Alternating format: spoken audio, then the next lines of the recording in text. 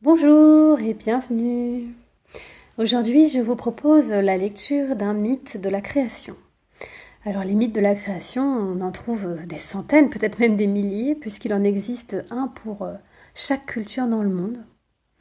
Celui-ci en particulier, je l'ai trouvé dans un ouvrage de Starhawk, l'écoféministe, et je trouvais qu'il collait parfaitement avec l'Ita, le solstice d'été, puisqu'il vient nous apprendre que notre univers, notre monde, a été construit grâce à l'amour. Et l'amour, voilà, c'est en ce moment qu'on le célèbre, lors du solstice d'été. Et puis, ça nous rappelle que c'est ce qui nous rassemble, ce qui nous anime, et puis ce qui nous fait vibrer. Installez-vous confortablement, ouvrez grand vos oreilles. C'est parti.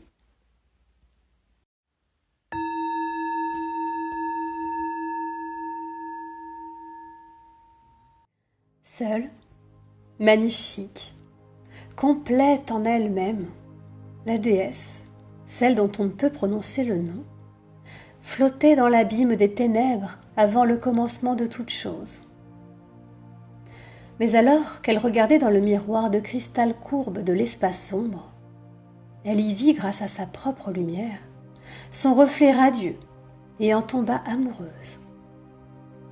Elle l'attira à elle par le pouvoir qui l'habitait et fit l'amour avec son image qu'elle appela Myria la merveilleuse.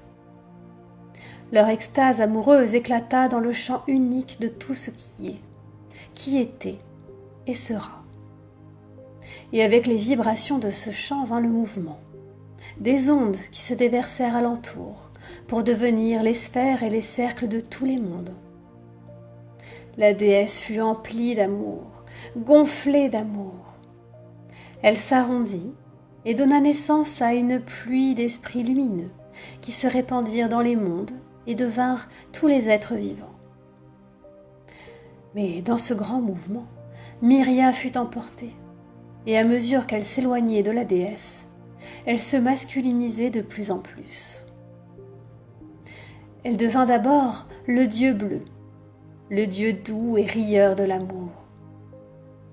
Puis le dieu vert, vêtu de feuilles de vigne enracinées dans la terre, l'esprit de tout ce qui pousse. Enfin, elle devint le dieu cornu, le chasseur dont le visage est le soleil rougeoyant, et pourtant qui est aussi sombre que la mort.